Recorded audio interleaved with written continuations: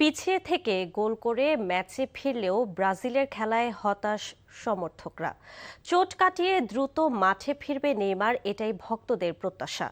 এদিকে এবারের বিশ্বকাপ শেষ পর্যন্ত মাতিয়ে রাখবে বলছে গত আসরের সেমিফাইনালিস্ট মরক্কোর সমর্থকরা। যুক্তরাষ্ট্র থেকে আরও জানাচ্ছেন কুশল ইয়াসির। নিউ জার্সির মেট লাইফে ৮৮,০০০ দর্শকের মধ্যে সিংহভাগই ছিল ব্রাজিলের। মরক্কানরা অবশ্য ভালো খেলার ফল পেয়েছে। সব মিলিয়ে সন্তুষ্ট আফ্রিকান চ্যাম্পিয়নদের সমর্থকরা। আজকের খেলাটা ভালো ছিল। ফার্স্টের দিকে ব্রাজিল এত ভালো খেলতে পারে নাই, বাট 20 মিনিটস পরে অনেক ভালো খেলছে। সো নেক্সট টাইম যখন নেইমার জয়েন করবে ইনশাআল্লাহ আমরা আরো ভালো করব। Experience was great. I'm happy about the score.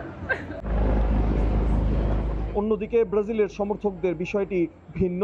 প্রিয় দলের খেলা দেখে হতাশা প্রকাশ করেছে তারা। ইনশাআল্লাহ নেইমার নেক্সট টিমে খেলবে, আমরা জিতবো নেক্সট টিমে ইনশাআল্লাহ। 4-0 Brazil স্কোয়াশিয়া 5-0 that's it.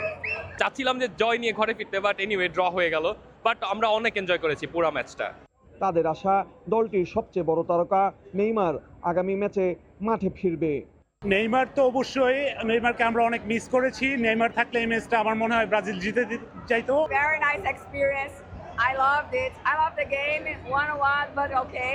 Brazil, let's go Brazil! চিরচেনা ব্রাজিল স্বরূপে ফিরবে এমনটাই প্রত্যাশা সমর্থকদের।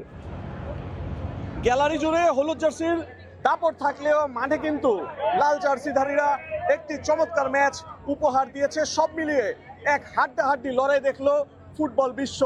পাশাপাশি নেইমারের হাত ধরে আগামী ম্যাচে ঘুরে দাঁড়াতে চায় ব্রাজিলের সমর্থকরা।